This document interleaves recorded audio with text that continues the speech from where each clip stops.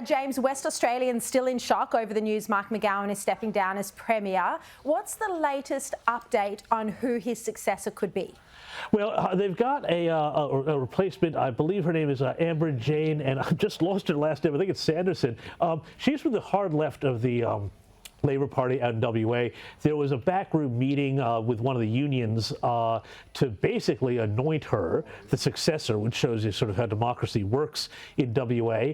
The fascinating thing about WA is that the reaction to this guy has been so polarized. You know, you've got tons and tons of people. I tweeted about this yesterday. You've got all these WA people who say, oh no, Mark McGowan is wonderful. But then I know so many other WA folks who are just furious, especially ones who had left WA and had family behind during the pandemic, how they were locked out of their home state, made to feel like criminals by Mark McGowan.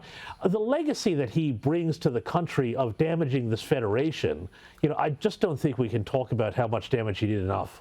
And her name, of course, is Amber Jade Sanderson. Of course, none of us who live in states other than WA have heard of anyone except for Mark McGowan. And the truth is, he really was a one-man band. I mean, Premier and Treasurer, but he did it all. He was the public face. He did all the campaigning, and the rest of his team don't have a public profile at all. Definitely not interstate, which is why the Liberals might be able to improve their chances, might be able to at the next state election. James, I just also want to ask you about Mark McGowan. One of his success stories for WA is that he managed to achieve a greater share of GST revenues, that from Scott Morrison. Do you think now there's going to be an effort by the federal government or by other states to unwind this arrangement?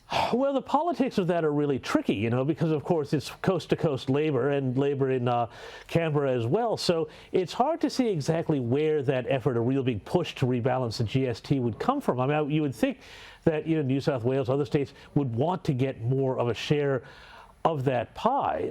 But with WA so strongly Labour and, you know, Labour in power in the Lodge and, you know, across the country, it's hard to see where that push is going to come from. Though, just back to the previous question, it is also worth noting that Amber Jane Sanderson was the health minister before, and the hospitals and things like that, we do know that WA had a huge problem with ramping and other things like that, which never got resolved. So that could also be a really interesting inroad for the Liberals if they can get their acts together to prosecute a case against Labour in the coming time.